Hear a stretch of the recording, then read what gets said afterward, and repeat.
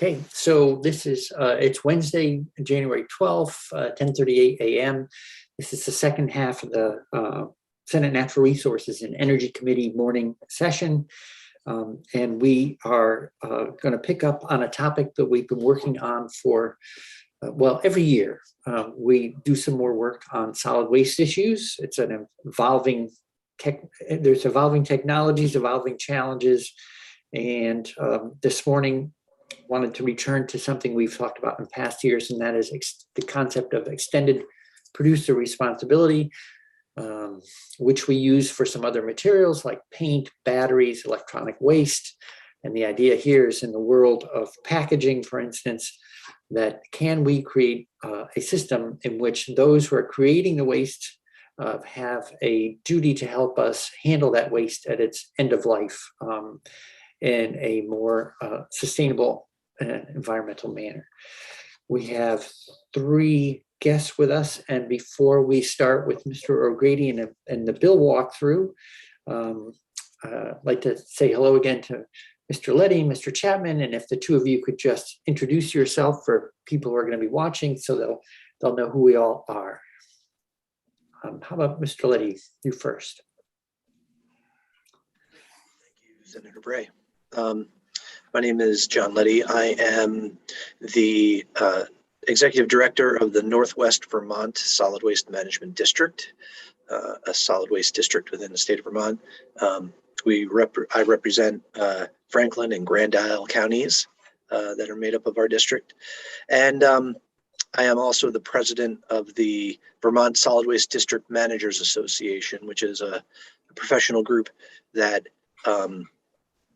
is the leaders of all the solid waste entities across the state. We have members that are solid waste districts, also alliances, and some independent towns as well. So all of the solid waste management entities that help plan and provide services around solid waste are represented within the Managers Association. Great. Well, thank you for that. And thank you too for, we'll come back to this in a bigger way, but your work and the work of others while we were out of session on continuing to look at how we might create a extended producer responsibility system for the materials we'll be discussing today. And good morning, Mr. Chapman. Good morning. Changed roles since your previous years with this committee. I have. So the agenda says that I am the agency general counsel. I'm in fact a recovering agency general counsel. I am now the director of the Waste Management and Prevention Division in the Department of Environmental Conservation. So I've regained some sense of sanity, left the legal role that I was in, and am now working in the waste management world. Right. Well, you're looking well, so it must be helpful. Okay. Well, great. So with that, I'd like to turn to Mr. O'Grady and ask him to lead us through the draft extended producer responsibility bill that we have as the opening. I'll just note as lead sponsor that the draft, everything in here is not settled amongst all the parties. No surprise, like any first draft. But it gets the topics on the table for us to work on. So with that caveat, Mr. O'Grady. This is Mike O'Grady with the Office of Legislative Counsel. Before I go into the bill, I just want to generally characterize what it does. It would establish an extended producer responsibility program for packaging, paper, and single-use food serviceware. An extended producer responsibility program is effectively a law that provides that it is the responsibility of the manufacturer of a product to manage the post-consumer disposition of that product. Vermont has several extended producer responsibility bills, including laws for e-waste, batteries, mercury lamps, and a few others. This bill is following in the wake of Maine and Oregon, who in the past year have both adopted EPR programs for paper and packaging. There are similar bills ongoing in several other states, including the states of California, Massachusetts, and New York. So with that background, do you want me to share my screen? Yes, please. Thanks. Okay.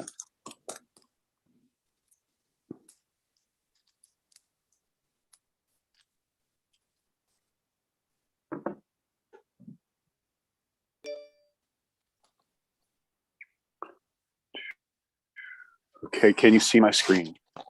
Yes, sir. So I'm going to do a higher level walkthrough on this bill because it is a pretty technical bill. It's a pretty long bill.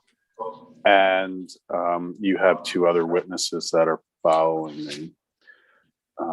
So the first thing that's being done is adding a new chapter in Title 10, addressing extended producer responsibility program for packaging and paper products. And you immediately get to some very relevant definitions. The first is covered material. This is the scope of materials that the program will apply to.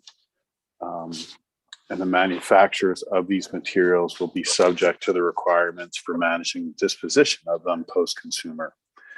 And so those include packaging, printed material, and single-use food serviceware. They do not mean packaging or paper products that could become unsafe or unsanitary to recycle by virtue of anticipated use of the material or design of the material. Then you get to the definition of packaging. It's any container or material used for the containment, protection, handling, delivery, and presentation of good. It includes packaging intended for the consumer market, service packaging designed and intended to be used or filled at the point of sale, such as carry-out bags, secondary packaging used to group products for multi-unit sales, such as plastic film, tertiary packaging used for transportation or distribution directly to a consumer, like packing peanuts, and then ancillary elements hung or attached to a product and performing a packaging or product display function. It does not include containers or material used for the long-term protection or storage of a product and with a life of not less than 5 years, or containers or materials that are intended for reuse for the same or similar purpose. And it does not include beverage containers because they are covered by their own program. Then there's the definition of paper product. It's paper that is not packaging, that is printed with text or graphics, or intended to be printed with text or graphics as a medium for communicating information. It includes newsprint, magazines and catalogs, paper used for copying, writing, or other general use, telephone directories, flyers, brochures, and booklets. It does not mean a bound book. Moving on to the next significant definition would be the responsible party, who is subject to the requirements of this chapter. And it's broken down into categories based on if you are producing packaging, or if you're producing paper, or if you're producing single-use food serviceware. So for items sold in packaging at a physical retail location, if the item is sold in packaging under a manufacturer's own brand or is sold in packaging that lacks identification of a brand, the responsible party is the producer of the packaging, the person that manufactures the packaged item. If the item is manufactured by a person other than the brand owner, the producer of the packaging, the responsible party, is the person that is the licensee of the brand or trademark under which the packaged item is used. And if there is no person described in those two preceding subdivisions, the producer of the packaging is the person that imports the packaged item into the United States for commercial enterprise that sells, offers for sale, or distributes the item in the state. Then for items sold or distributed in packaging in or into the state through remote sale, the producer of packaging used to directly protect or contain the item is the same as the producer in subdivisions A1 and of the subdivision. If the producer of the packaging used to ship the item to a consumer is the person that packages and ships the item. And then for all other packaging, the producer of the packaging is the person that first distributes the package item in or into the state. Then you get to printed material, that is newsprint and inserts, magazine, catalog, telephone directory, flyer, brochure, or booklet. Producer is the publisher. Whoever publishes that is the responsible party. For printed material that's not covered in subdivision B1, the producer is the person that manufactures the printing and writing paper under the person's own brand. If the printed material is manufactured by a person other than the brand owner, the person that is the licensee of the brand. And if there's no other person in those preceding subdivisions, it's the person that imports the printing and writing paper into the United States for use in a commercial enterprise.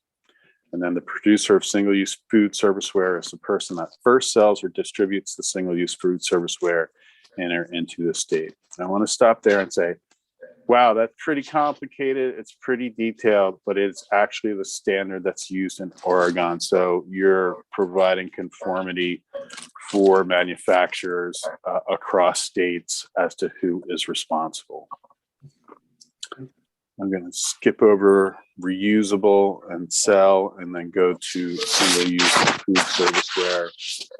It means paper, plastic plates, wraps, cups, bowls, pizza boxes, cutlery, straws, lids, bags, aluminum foil, or clamshells or similar containers that are generally intended for single use and sold to a retailer or a dine-in food establishment or a takeout food establishment, regardless of whether the item is used to pre-package food for resale, it's filled on site for food ordered by a customer, or is resold as is. So it can include reselling of the single-use food serviceware. Then you can go move out of the definitions and come to the regulatory prohibition for responsible parties. So beginning January 1, 2025, a responsible party shall not sell, offer for sale, distribute, or deliver in or into the state to a consumer or retail establishment unless all of the following have been met. The party is registered with ANR. The party is participating in a stewardship organization that is implementing an approved program plan. And we'll see what a stewardship organization and an approved program plan are in a minute. The name of the responsible party, the responsible party's brand, and the name of the responsible party's covered material are submitted to ANR and listed on the stewardship organization's website. The stewardship organization in which the responsible party participates has submitted an annual report required by the chapter, and the stewardship organization in which the responsible party participates has conducted a planned audit as required by the chapter. There is a de minimis exception, so those parties that would otherwise be a responsible party are exempt if they produce, sell, offer for sale, distribute less than 1 ton of covered material per year in the state, or it's an or has a gross annual revenue of less than $1 million. Then you get to the requirements for a stewardship organization and registration of a stewardship organization. A responsible party satisfies the requirements of this chapter by participating in a stewardship organization implementing an approved plan. So this is a little different from some of the other EPR programs that you have enacted in the past. In other EPR programs, you give the manufacturer the choice to do an individual plan or participate in the stewardship organization. Almost all of them participate in the stewardship organization, but you're not doing that here. And why are you not doing that here? Because there's so many potential responsible parties. You need to drive them into a stewardship organization so there aren't multiple plans that ANR needs to review and approve constantly across the year. So they have to participate in the stewardship organization. So what do you need to qualify to be a stewardship organization? Well, you need to commit to assume the responsibilities, obligations, and liabilities of all the responsible parties in your organization. You can't create unreasonable barriers for participation in the stewardship organization. Sometimes these manufacturers and like product lines don't get along. You can't have one organization that tries to exclude the other because they just don't unreasonably enjoy their company. So there needs to be a way for manufacturers to join the organization. They need to maintain a public website that lists all the responsible parties and brands and products covered by the stewardship organization's program plan. And they need to coordinate with all other stewardship organizations in order to submit one plan. So then you get to the registration requirements for the stewardship organizations beginning on July 1, 2023. So they have about a year, and annually thereafter, the stewardship organization registers with the Secretary of Natural Resources. The registration form includes a lot of the information I just went through, a list of the responsible parties participating in the stewardship organization, a list of brands covered by the stewardship organization, with the list of the covered materials of each responsible party participating in the organization, contact information for a person ensuring the stewardship organization and its members comply with the chapter, a description of how the stewardship organization meets all of the requirements for registration, including any reasonable requirements for participation. Again, contact information for a non-member to contact regarding how to participate in that stewardship organization. If there are multiple stewardship organizations, so you're on page 10, line 20, subsection D, the stewardship organization shall coordinate and submit to the secretary one program plan.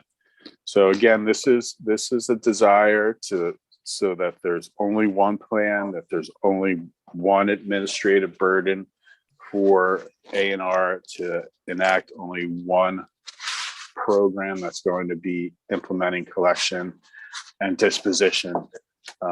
So that is the intent of this chapter. There is a registration fee. All stewardship organizations pay a $1,000 registration fee. There are going to be additional fees for the cost of the program to A&R, but we'll get to that in a minute. Now, a stewardship organization has to, prior to July 1, 2024, submit a producer responsibility program plan to the Secretary of A&R for review in the manner prescribed by the Secretary. The term has a term of every 5 years, so the plan is every 5 years, but the Secretary may require the stewardship organization to revise the plan if the Secretary has cause to believe the minimum post-consumer recycled content rates, minimum recycling rates, fair and equitable payment to collectors and processors, or other program plan factors are not being met, or the Secretary determines a change in circumstances warrants revision of the plan. So then you get to the program plan, the minimum requirements. Each program plan shall include a list of all responsible parties, brands, and covered materials, how they are going to collect covered materials, including the fact that they will provide a reasonable reimbursement rate for collection of recyclable covered material from covered entities. And covered entities is defined as pretty much anyone that's presenting a covered material for collection, including covered materials collected through curbside recycling services at recycling centers and transfer stations or at public spaces. The collection component also needs to provide that the stewardship organization shall accept all recyclable covered material collected from a covered entity and shall not refuse the collection of a covered material based on the brand responsible party for the covered material. Then there's a provision on rates. The program plan shall provide for payment of reasonable rates to all collectors that opt into the program plan, including a reasonable reimbursement rate for curbside collection and recycling and transfer station collection and material recovery facilities.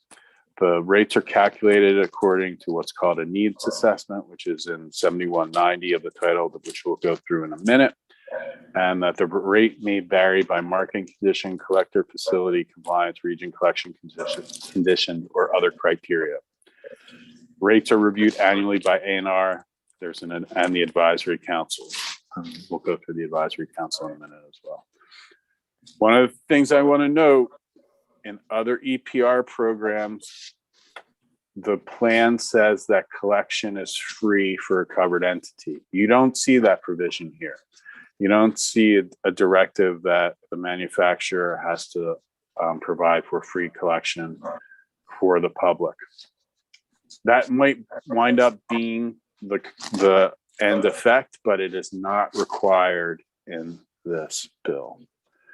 Then you move on to compliance requirements. The plan shall comply with state law for collection of covered material, including the collection of mandated recyclables. There's a funding mechanism. The program plan shall include details, including a percentage of program funding on how the stewardship organization shall fund each of the following: implementation of the plan, collection of covered materials, processing of covered materials, research and development, and education. The funding mechanism shall include incentives for responsible parties based on the ability to reuse covered material, post-consumer recycled content, and recyclability of the covered material. So a responsible party might get reduced program fees for participation in the stewardship organization if they are implementing one of those listed criteria. It will also, the plan shall also include penalties or increased fees for responsible parties that disrupt the solid waste or recycling system in the state, are a common source of litter, or may only be managed through landfill disposal. So if you get a responsible party that's part of the organization but is also kind of not complying, then they may be subject to penalties. They are also. Can I ask a quick question on that one? So when we had the working group several summers ago, one of the things we were looking at was sort of a European model that basically provided incentives for more easily handled materials. Does this get at that, or is this not quite the same thing?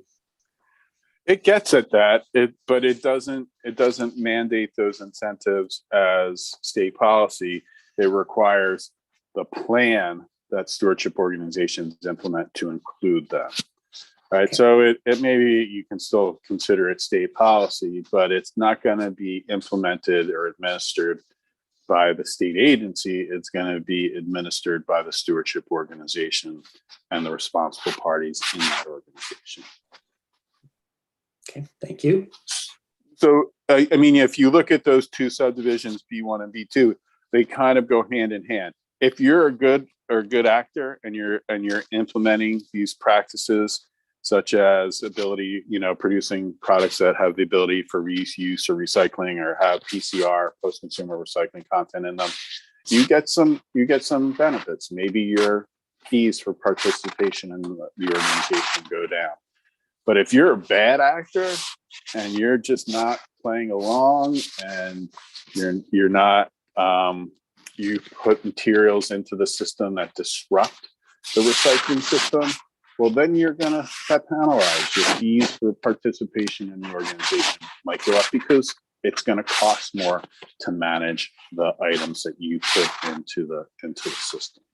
Okay, and on the penalty or side of things, I could see increased fees being administered by the stewardship organization, but in terms of an enforcement, only the state's going to have police powers, right? So who can penalize an actor?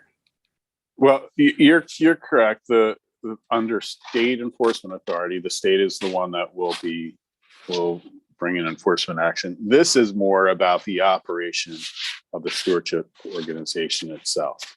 Okay. And how it operates. And maybe you could find a better word than penalties, better term than penalties, but that is, they're going to suffer consequence if they're not complying with the program or producing materials that are easily reusable, or producing materials that disrupt the system. Okay, great, thank you. The funding mechanism also needs to have a life cycle analysis component. And then it has to include how the organization is going to equitably assign to member responsible parties the responsibility and cost of implementation. And then it's going to include a proposed amount the stewardship organization shall pay to the state for the first 2 years of the program to cover the state's cost. The proposed amount shall be based on the needs assessment that we'll talk about in a minute. And after the first 2 years of plan implementation, reimbursement to the state under the plan shall be based on the state's reported actual cost. Stewardship organization shall have 6 months to reimburse the state from the date of the state's reported actual cost. I have some questions about this subdivision. As you know, the General Assembly is the one that has constitutional, and the branch of government that has constitutional authority for revenue generation. Fees are revenue generation. I can read the first 2 years of this program as being a fee, but the proposed amount is not being set by the General Assembly. It's being set either by the stewardship organization or by A&R that approves it. And then after the first 2 years, it's not really a fee anymore. It's almost like bill back. And so I'm wondering if when you talk to the persons that were involved in the group, if they could talk about that, and maybe this needs to be reformulated a little bit. Okay.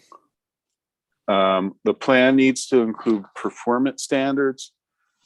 It shall be designed to manage cover materials according to a hierarchy from first priority to lowest. So source reduction, reuse, recycling, waste to energy, landfilling, and incineration.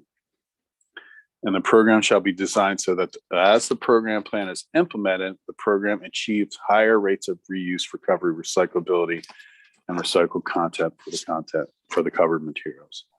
The program plan shall establish performance goals for covered materials, and the performance goals shall be designed for each covered material under the plan as appropriate, and it shall include goals for post-consumer content, recovery rate, recyclability. Oh, shoot. Oh, I hate when this happens, and I don't know why it happens.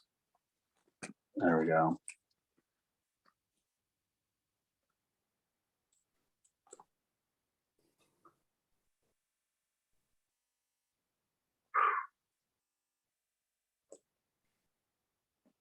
Yeah, there we are. It shall include performance standards for packaging reduction, compost access, or compost rate goals, if applicable, for the material, contamination reduction, greenhouse gas reduction goals, goals for reusable packaging, and any other goal that demonstrates positive environmental improvement or is justified in the stewardship plan. The performance goal shall be based on weight, material type, or other factors. The performance standards may be proposed based on incentives, penalties, or etc.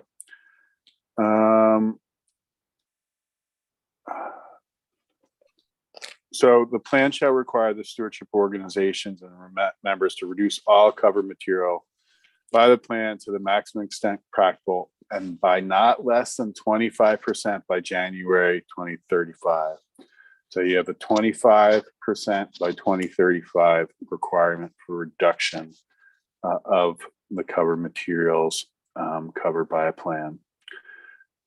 There's public education and outreach. It includes a program that includes media advertising, retail displays, etc., that provides education to the public that there is a collection and recycling program for the covered materials, how the stewardship organization collects and recycles those materials, what materials are recyclable and any special handling, how the stewardship organization will support and work with solid waste planning entities to provide education and outreach, how labels will be used to educate consumers about proper end-of-life management. The program shall include information on how the education and outreach activities shall be evaluated for effectiveness.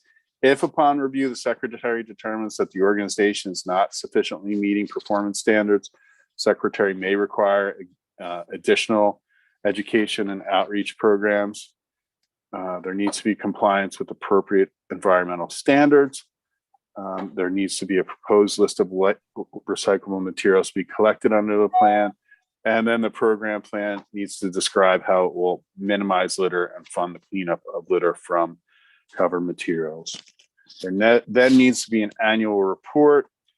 The stewardship organization summarize implementation of the plan, means of collection, type and weight of covered materials collected, an estimate of the covered materials that are available for collection, including sales data, the recycling rate by material type and how the achieved rate compares to performance targets, sample education materials, cost of the program, including cost of administration, collection of covered material and processing, reasonableness and adequacy of rates for collection and transportation, rates of achievement for all performance goals, any changes to the proposed list of recyclable materials to be collected. And then once every 5 years, the stewardship organization hires an independent third party to audit the organization's program plan and implementation of plan. The auditor examines the effectiveness of the program plan and makes recommendations to A&R in ways to increase the efficacy and cost effectiveness of the plan. Then you get to the Product Stewardship Program Advisory Council. This is an advisory council that provides non-binding advice to the secretary and responsible parties or stewardship organizations regarding implementation of a program plan, including development of reasonable rate payments, annual reports and needs assessment. They advise on and review annual reports and shall provide recommendations to A&R prior to any regulatory changes to the program. It's composed of 21 members. I am not going to go through who all they are. So we can just skip all the way to C. You can't be appointed to or represent multiple positions on the council. You represent one position. Secretary calls the first meeting. A&R shall provide support to the council. Then you come to 7186. All extended producer responsibility programs that have stewardship organizations basically are authorizing the collusion of those responsible parties regarding an activity. I think you all know that collusion of manufacturers raises concerns about antitrust issues, and the manufacturers get concerned that they would be subject to antitrust liability because of their activities under a stewardship organization. This section immunizes the responsible parties, the manufacturers, from antitrust liability under state law. You might get some producers saying that, oh, you have to immunize us under federal law too. The state can't immunize the producers under federal law. It's just not possible. It's not the state's role.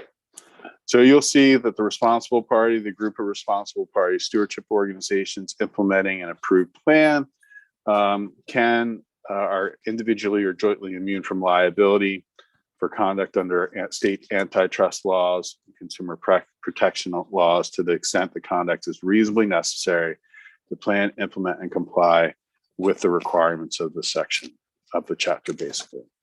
The subsection also applies to conduct of a wholesaler participating in a responsible party or stewardship organization's approved plan when the conduct is necessary to plan and implement the responsible party or stewardship organization's requirements. Now, the limitation on antitrust activity is not unfettered. It shall not apply to an agreement among responsible parties affecting the price of a covered material or restricting the geographic area in which customers to whom covered material shall be sold. Then you get to the agency's responsibilities. They review and approve plans. I won't go through all the specifics on that. They can request or require a stewardship organization to amend a plan. They will come up with a process for public input for 30 days on a proposed plan. They will do the registrations of stewardship organizations, and they may revoke a registration of a responsible party or stewardship organization for actions that are unreasonable, unnecessary, or contrary to the requirements of the policy of the chapter. They act in a supervisory capacity over the responsible parties or stewardship organizations. They shall review actions of the parties or organizations to ensure that they are reasonable, necessary, and limited in carrying out the requirements of the chapter. They set special handling requirements, and then they have an annual report to the general assembly on the cost of the program. They have rulemaking authority too in 7188. I won't go through all the rules that they will address. Then you get to 7189. This is the needs assessment that's referred to earlier in the bill. Prior to approval of a plan, an independent third party approved by the secretary conducts a needs assessment to evaluate the current funding needs for a plan, existing state statutory provisions and funding sources for recycling, reuse, reduction, and recovery, the collection and hauling system for the recycled materials in the state, the processing capacity and infrastructure for recyclable materials in the state and regionally, identifying necessary capital investments to existing and future reuse and recycling infrastructure, the market conditions and opportunities for recyclable materials in the state and regionally, consumer education needs, current recovery and recycling rates in Vermont by material, cost to the state to administer the requirements, including costs of oversight, issuance of rules, planning, plan review, compliance, outreach and education enforcement, staffing, and other activities directly related to the program. And then producer responsibility organizations or responsible parties shall fund the needs assessment required by the section. Then you get to section 2, you're outside of the chapter that creates the program and you're in A&R's enforcement authority. It would be added to the list of programs that A&R requires program enforcement authority over. Similarly, in section 3, section 3 adds the program to the list of programs that a person can appeal the act or decision of the secretary under. And then section 4 is the effective date. It takes effect on passage, but as you saw, the requirement for registration of the stewardship organization is 23. The implementation of the plan is 24.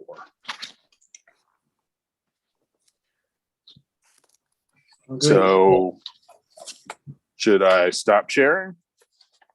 Sure, I think if we need to go back, we can.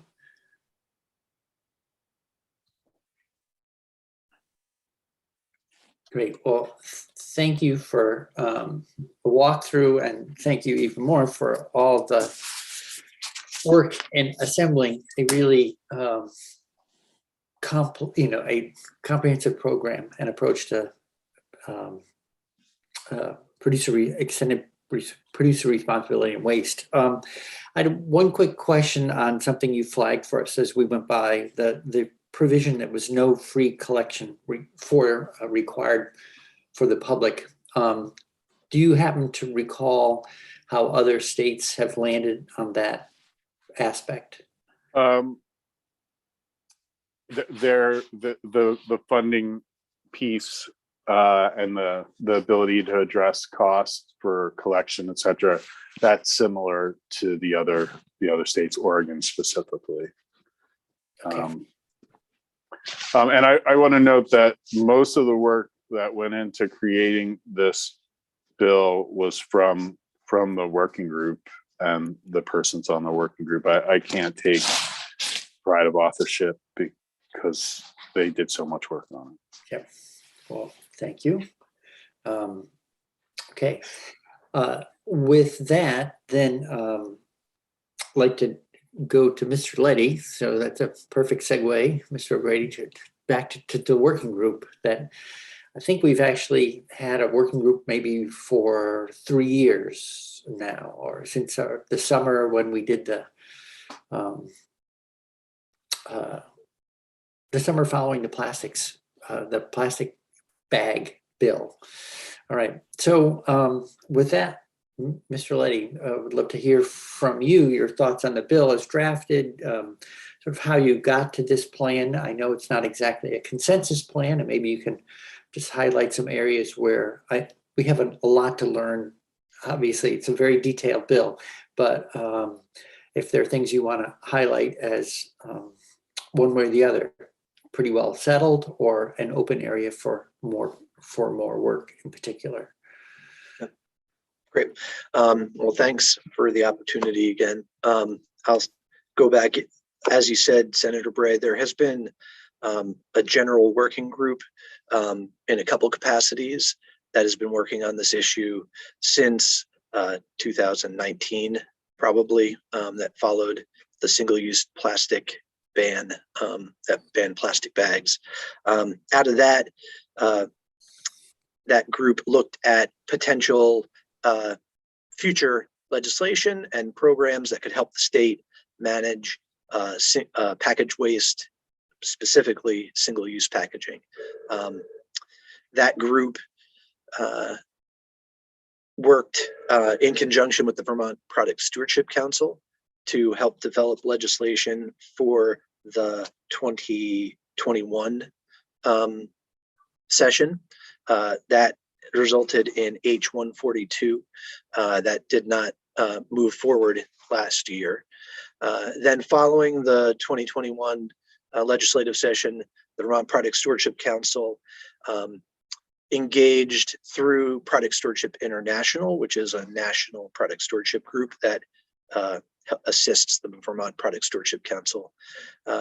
We engaged brands to work with us to at least find common ground.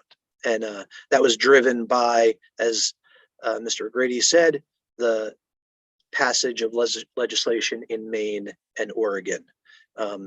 Brand owners saw that this was becoming a national conversation.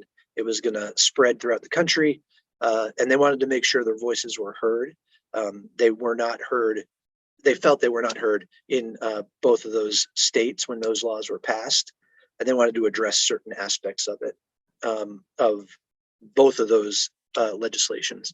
So the Vermont Product Stewardship Council worked with the Flexible Packaging Association, which works with, is made up of, makers of plastic bags, films, any flexible packaging that's created and sold in the United States. It's also other brand owner consortiums, such as AmeriPen, which is a big brand groups. It's a trade group of brands, including Procter and Gamble. So, there are many, there's a few groups that represented, a cross section of brand owners out there. They weren't all represented on this group, but through the summer, and then specifically the Vermont Product Stewardship Council held 5 calls with this subgroup or working group from September through December of 2021.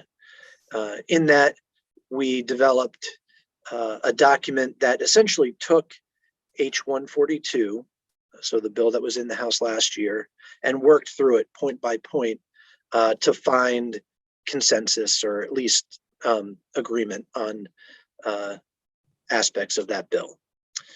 So we were really able to hit topics like covered materials and come to agreement on what materials should be covered, the payment mechanisms from the PRO to the service providers, the makeup of that advisory council and the stakeholder group. That's 20 members of that group, made sure that multiple voices were being heard in that advisory council. Those voices, included from haulers to local transfer stations and municipal waste managers, up to different brand owners and different product types. Because, as was pointed out, the part of the fee structure of the bill, which is really crucial to it, is what we've referred to as eco-modulated fees. So fees that are tiered to provide incentives for brands and producers to make packaging out of materials that are recyclable, to reduce weight, and to have positive environmental benefits to those products, and then disincentivize materials and products that must be landfilled or are disruptors. And so, you know, the groups had to work together to come to agreement on those. We didn't want to get into setting in statute what those fees are, and that's why it was suggested that there was an annual assessment and approval of fees. One of the big drivers of that was so that materials could change their status. So right now in Vermont and regionally, there's not a real good recycling system for plastic film. Plastic film is seen as a disruptor at our MRFs. It's therefore not really desirable to be put in our current recycling system. But the Flexible Packaging Association is motivated to see their product recycled. And so they want to have control of a system that makes investments and therefore is able to make flexible packaging recyclable, and then they would receive the benefit of, you know, an adjusted fee on those items. So that's how the group worked through those things pretty closely. We had a limited amount of time, 5 calls of 2 hours each, but it was substantial enough to come to agreement in what you saw today. There were some.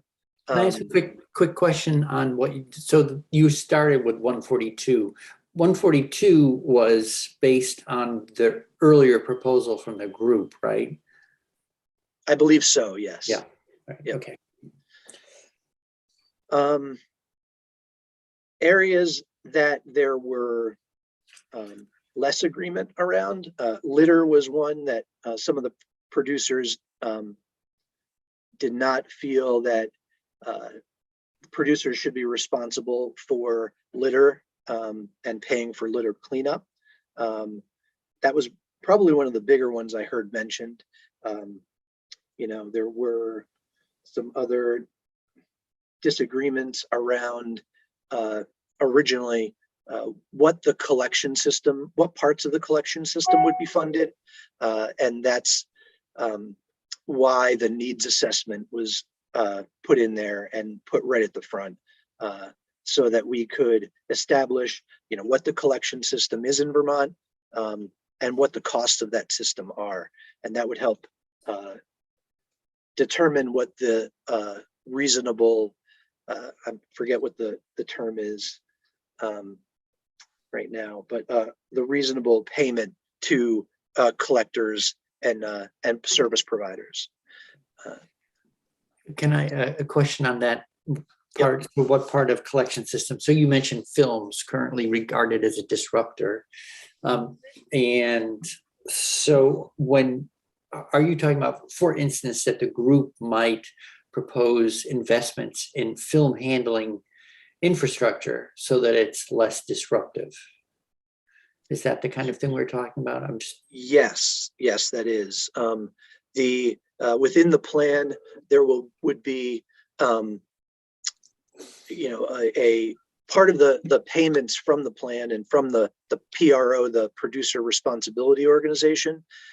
There'd be payments into education, payments to collection, processing.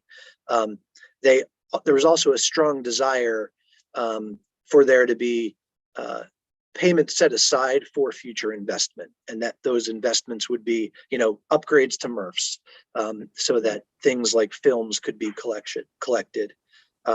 And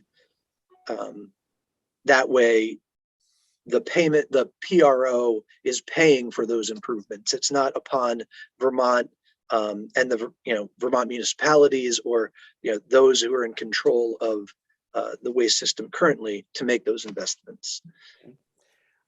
And how does during the period that this committee's worked on the topic, we've seen that different plastics, the value of them has risen and fallen. So can you say a little bit about how the system is designed to adapt to a marketplace that does have changing values for types of materials, and how this system might even help shape those values? Like, for instance, through the post-consumer waste requirement. Right. Thanks. Yeah. So the frequent adjustment of the rates that are paid into the system and also paid to service providers, that is really set to help weather the storm of fluctuating market values. Right now, a big part of the waste system in Vermont is based on what's the market value of plastics, paper, cardboard, and those do fluctuate frequently.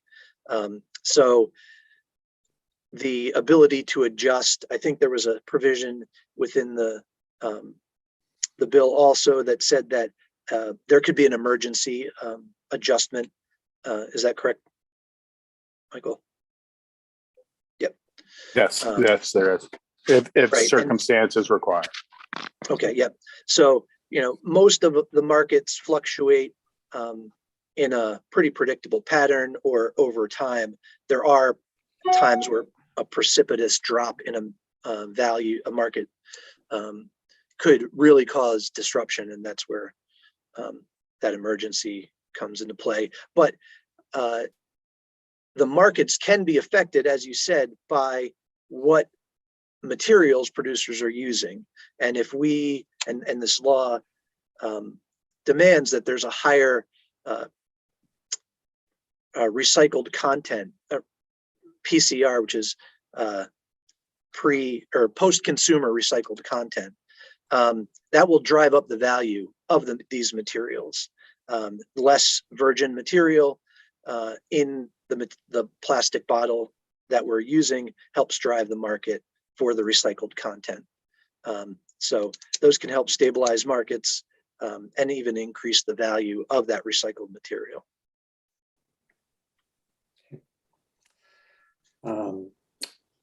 Anything else you want to say about the bill or the ongoing work before we shift over to Mr. Chapman? Yeah. So the groups have continued. We did have one meeting after we submitted our group comments to Ledge Council, and there was some further work done. We're going to follow up as a group also, and the general air of this working group has been, we understand there are differences. We understand producers are coming at this problem from a different end than consumers and those representing municipalities in Vermont. But there's been some good faith among the members of the group, and we hope that'll continue as the work is done in committee. Okay, well, great.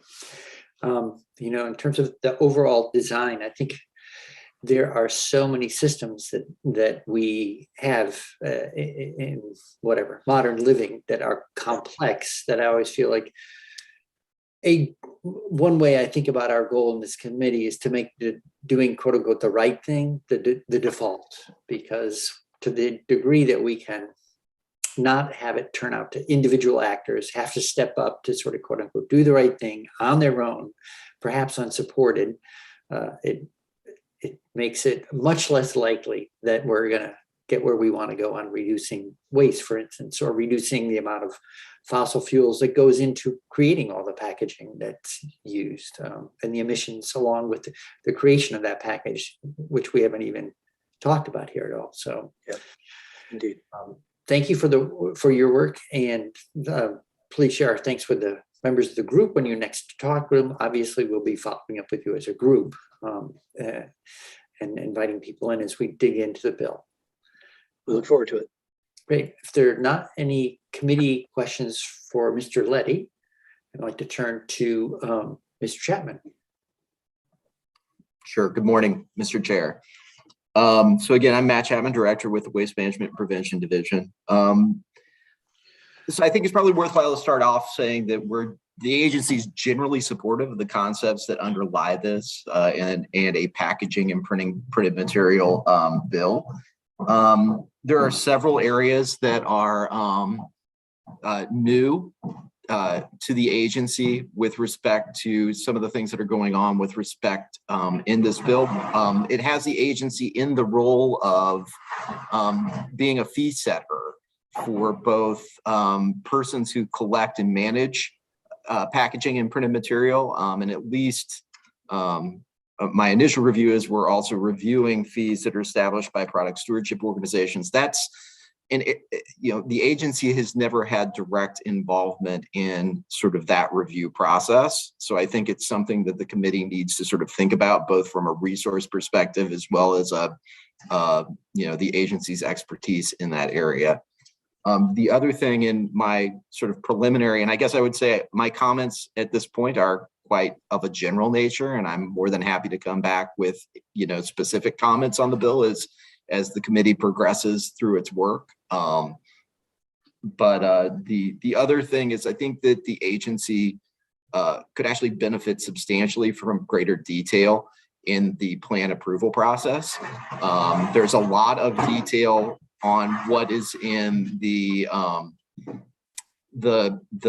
plan itself, but there's less guidance to the agency as to how it reviews the discretionary elements that the manufacturers or the stewardship organization has set as far as reductions in toxicity or packaging or so forth.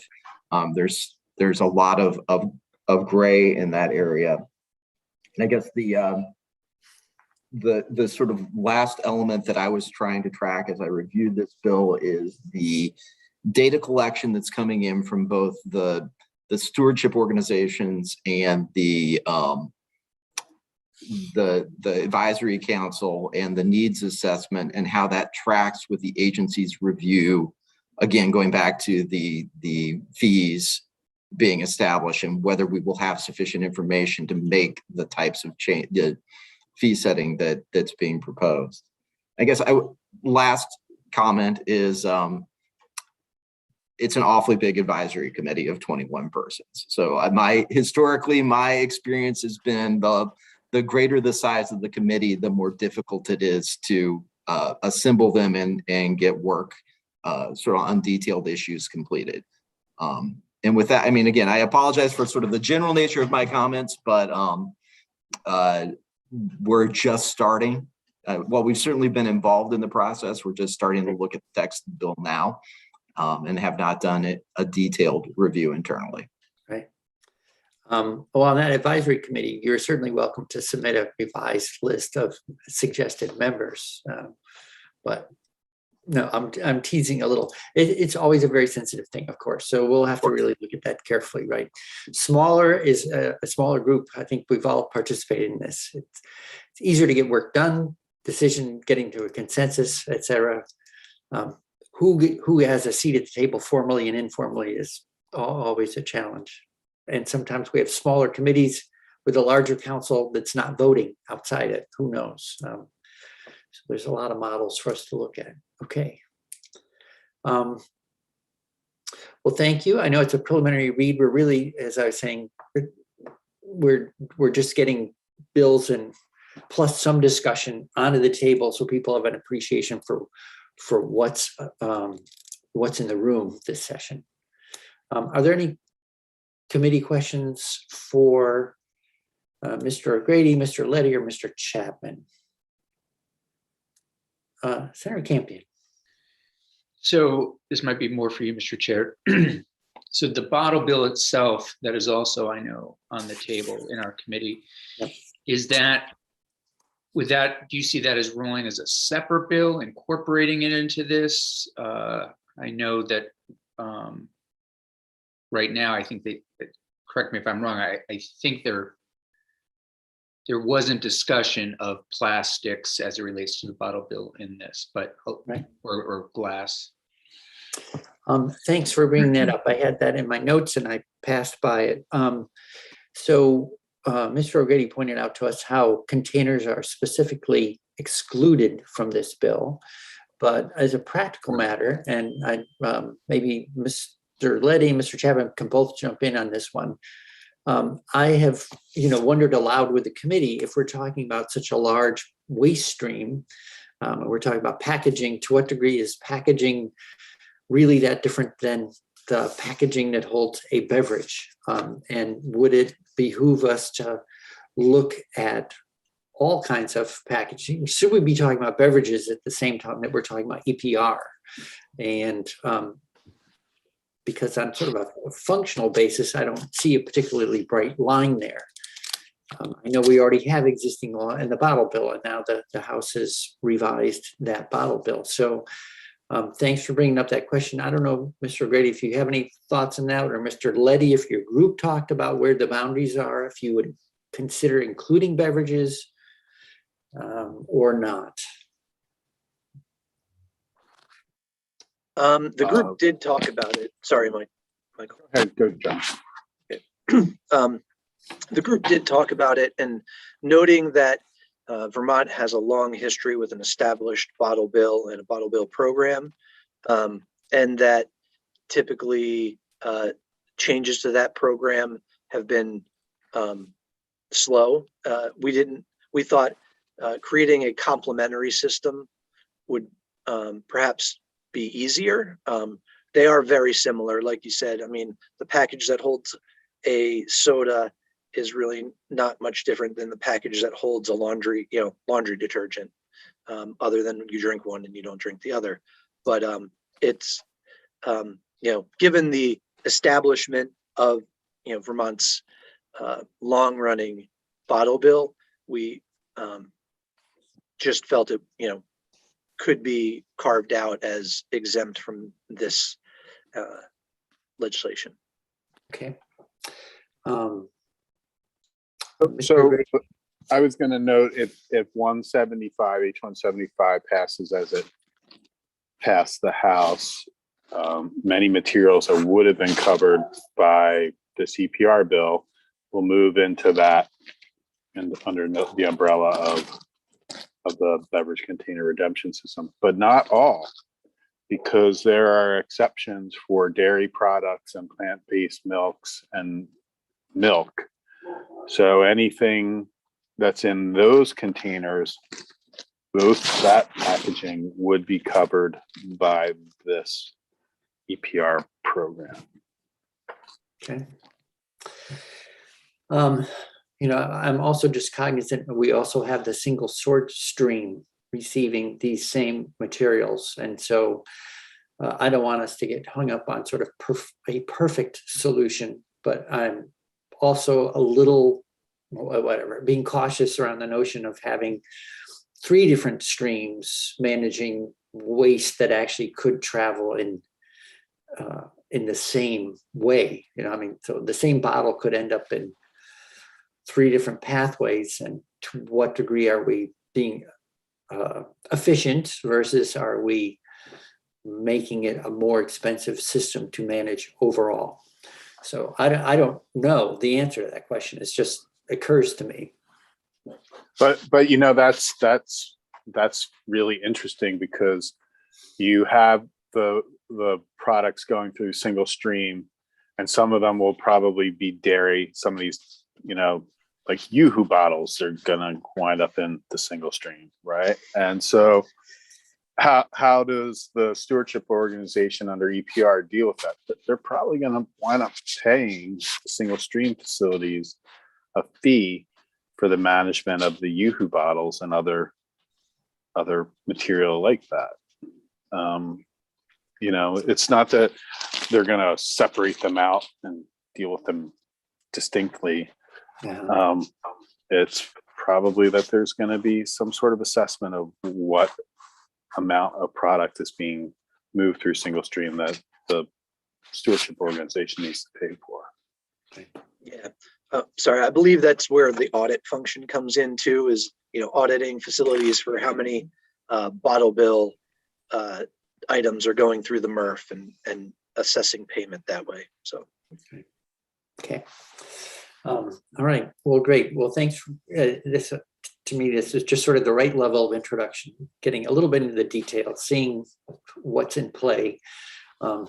And obviously we have a lot more work to do in the bill, but thank you for helping us get started. And with that, we will go to the next introduction on our schedule. Let me just double check. I think we're fine on time, but I'll ask Mr. O'Grady. We have roughly 20 minutes. Is that enough time, in your opinion, to introduce the interbasin water transfer bill? Sure, as long as you don't ask questions. Okay, let's proceed. Okay, let me share screen. Do you hear that, Senator Campion? No more questions. I'm only kidding. And Oh, I have I to. only say that because I end up asking the This one most. up.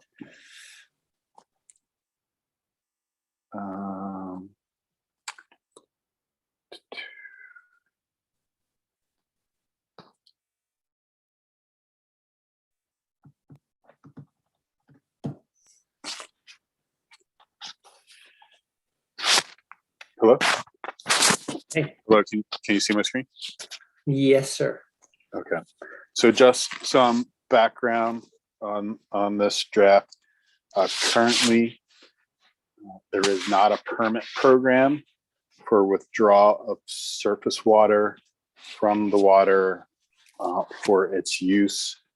How the state regulates those types of withdrawals is under the Vermont water quality standards, and a procedure that goes hand in hand with the Vermont water quality standards.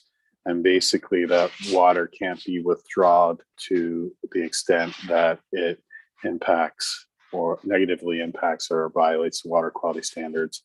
And there is a minimum stream flow standard that is used as kind of the floor. But interested parties were concerned that type of regulation, the existing type of regulation, was not sufficient, and they advocated for a study group to review and propose how the state should regulate surface water withdrawals through a permit program. What is in front of you is the product of that working group. I was not involved in that, or I've just walked through the enabling legislation in their first meeting, and then they didn't ask me back, which I'm fine with. And so this is what they are proposing. It is a registration, reporting, and permit bill for withdrawals of surface water and interbasin transfers of surface water. So there is an amendment to 10 VSA Chapter 41. This is an existing chapter in law. It currently, basically, the main components of it currently is for stream alteration. Stream alteration is the movement of in-stream material or fill within the stream. So this is not, stream alteration and surface water withdrawal are not the same subject matter. The first changes are in the definitions section. You'll see some of the definitions are new and some of them are underlined, but they're just reordered to be in alphabetical order. The first major definition is going to be basin, and it's defined based on the U.S. Geological Survey's 4-level hierarchy of hydrologic units. And it's defining basin as the 3rd level 6-digit unit of the hydrologic unit hierarchy. And so it's in USGS terminology, that's often referred to as a HUC 6 or hydrologic unit code 6. It's hard to determine how many of those units are in Vermont. I've been trying to find the 6-digit map. Vermont is actually split between 2 different regions. One is New England and one is the Mid-Atlantic. Basically runs up the spine of the Green Mountains. I think there are 5 hydrologic units that meet the 6-digit criteria, but I am not sure. That's something to check with the agency on. The definition of berm is an existing definition that's just been reordered for alphabetical order. Capacity is the maximum volume of water capable of being withdrawn by a water withdrawal system. An existing surface water withdrawal is one that existed prior to January 1, 2023. Frequency is how often water is withdrawn.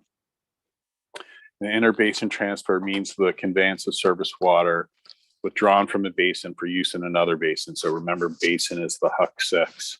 And so that's, if you're taking it from Basin 1 and moving it to Basin 3, that's going to be interbasin transfer. Large woody debris is an existing definition in current law that's just reordered. Rate of withdrawal means the volume of surface water that is withdrawn over a period of time as reported in gallons per minute. Reasonable and feasible means available and capable of being implemented after consideration of cost, existing technology, logistics, of the overall, in light of the overall purpose, environmental impact, and ability to obtain the necessary approvals for implementation. And then you get to what is the surface water. It's pretty much all rivers, streams, creeks, brooks, reservoir, ponds, lakes, springs, all bodies of surface water that are contained within, flow through, or border upon the state or any portion of it. It does not include groundwater, which is defined in 1391 as water below the surface of the ground, shockingly. It does not include artificial water bodies as defined in the water quality standards. And those are, it's a little duplicative with the next subdivision C, because the Vermont water quality standards say that artificial water bodies are off-stream reservoirs and waste treatment systems. And you'll see that waste treatment systems are called out as a separate category in subdivision C. So I might want to talk to the agency about if you need subdivision C. But it may be because these are waste treatment systems that are regulated by the Agency of Ag under 6 VSA Chapter 215. So there needs to be a little bit of conversation about, do you need subdivision C? Right. Similarly, treatment ponds, lagoons, or wetlands created solely to meet the requirements of a permit are not waters, and constructed ponds or other impoundments that are used for irrigation or watering of livestock and that are not currently subject to the water quality standards are not surface waters. There's a reference to the Vermont water quality standards as those that are adopted pursuant to Chapter 47. Definition of watershed, the region containing waters that drain into a particular brook, stream, river, or other body of water. And then withdrawal means the intentional diversion from a surface water by pumping, gravity, or other method for the purpose of being used for irrigation, industrial use, snowmaking, livestock, watering, water supply, aquaculture, or other stream use. It does not include hydroelectric projects regulated by FERC. It does not include direct consumption of surface water by livestock. Moving on, you get to a new subchapter that's added for surface water withdrawals and interbasin transfers. First, there's a policy statement about what the subchapter is intended to establish. And it is intended to establish the policy and standards for surface water withdrawals that are consistent with the policy overall for this chapter, which is for the protection, regulation, and control of the waters of the state for the public. And then it has to also be consistent with Chapter 47 of this title, which is to protect the quantity and quality of water of the state. And then you'll see the further policy. It's to assure protection, maintenance, and restoration of the chemical, physical, and biological water quality, including quantity necessary to sustain aquatic communities and stream function, to help provide for and enhance the viability of those sectors and industries that rely on surface water, to permit surface water withdrawals and the construction of appurtenant facilities and related systems for uses other than snowmaking, and to recognize that existing users of the state's waters for upstream uses and may have an adverse effect on water quality should have time and opportunity to improve water quality. Okay. So then, do you have a question on agriculture's role in here? I saw livestock go by. I didn't notice the word crops. Were they already addressed? It refers to irrigation. So it's irrigation is crop based. So Right. if you're going to be withdrawing for your, now I have to offer that I don't think this bill is going to have much effect on agriculture. First, I don't think there's a significant amount of agricultural surface water withdrawals that are going on now. And then second, agriculture is exempt from the groundwater withdrawal program. So they can just sink a well and they don't have, and would be exempt from this law and exempt from the groundwater law. Right. Okay. And this law does not apply to effectively the farm pond that's just dug on the farm and filled with water from the water table. So I don't see this bill affecting agriculture significantly. Okay, thank you. So beginning January 1, 2023, any person withdrawing 5,000 gallons or more of surface water within a 24-hour period registers with the secretary. Registration is on a form provided by the secretary and identifies the location of the withdrawal, including impacted surface water, frequency and rate of withdrawal, description of the use of the water withdrawn, the capacity of the system to be used for withdrawal, and a schedule for withdrawal. And then beginning on January 1, 2023, a person that was required to register has to report to the secretary. Reports are filed annually. The report needs to identify the total amount of water withdrawn each month, the location of withdrawal, including the impact of water, daily maximum water with maximum withdrawal for each month, the date of daily maximum withdrawal, and any other information required by the secretary. In that report, they have to identify the amount withdrawn. And so there's questions about how to do that. For withdrawals between 5,000 and 50,000 gallons, the person can estimate, or they can use meter data. For withdrawals over 50,000 gallons in a 24-hour period, they need to have a meter and provide that meter data. There's exceptions to the report. It's surface water withdrawal for fire suppression or public emergency, withdrawals for snowmaking that are regulated under subchapter 3 of this chapter, surface water withdrawals for public water supplies, and then surface water withdrawals for any project that requires reporting of substantially similar data. Then you get the permit requirement. A permit would go into effect on or before July 1, 2026. Secretary implements a surface water withdrawal permitting program consistent with the requirements that you just went through. It shall be developed to require a permit or other authorization for withdrawals based on potential impacts to surface water or other factors. They must consider surface water withdrawal registration and reporting. They must require efficient use and conservation of surface water, must ensure the withdrawals comply with the Vermont water quality standards, and they must establish limitations on withdrawals based on low or drought, and they must require assessment of any reasonable and feasible alternatives. One thing I'd like to know is how the secretary is going to set up this program. Is it going to be by rule? That's not very clear. So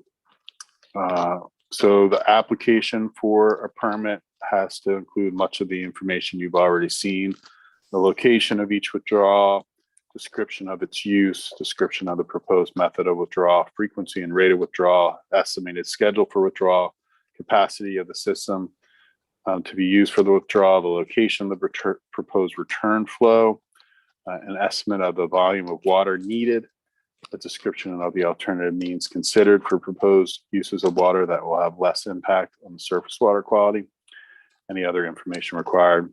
Secretary may issue a general permit to authorize certain withdrawal activities. Again, I'm not sure if they're going to issue that by rule or just under their general permitting.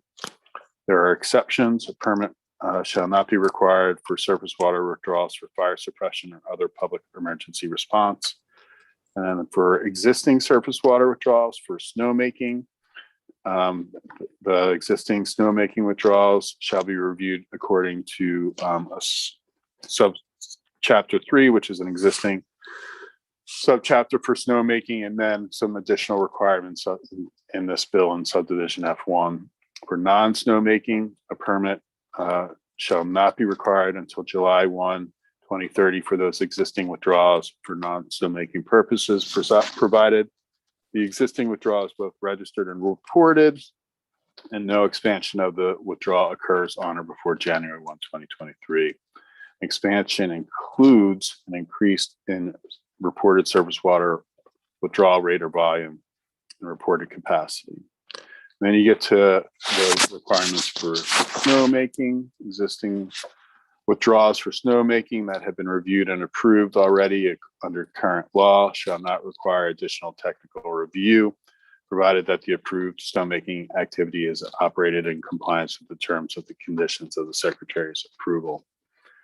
And then for new withdrawals, proposed surface water withdrawal for new snowmaking that requires review underneath the snowmaking subchapter shall be reviewed by the Secretary in accordance with the rules for snowmaking. And if the Secretary determines the proposed activity is consistent with those rules, Secretary issues a permit for the withdrawal under this section for that activity. There's a circumvention provision that says the Secretary may require a person to obtain a permit if the Secretary determines that their withdrawal or other action circumvents the requirements of the subchapter. That's consistent with the groundwater withdrawal program as well. And then for section 1044, this is for interbasin transfer, so movement of water withdrawn from one HUC HUC 6 interbasin transfer to another HUC basin. The Secretary shall review any interbasin transfer according to the water quality standards and other requirements of state law. The shall be in addition to any applicable standards and permitting. The Secretary may review any other surface water withdrawal that includes transfer of surface water from one watershed to another watershed to determine if it will violate the water quality standards. The Secretary shall make a determination whether or not it violates the water quality standards.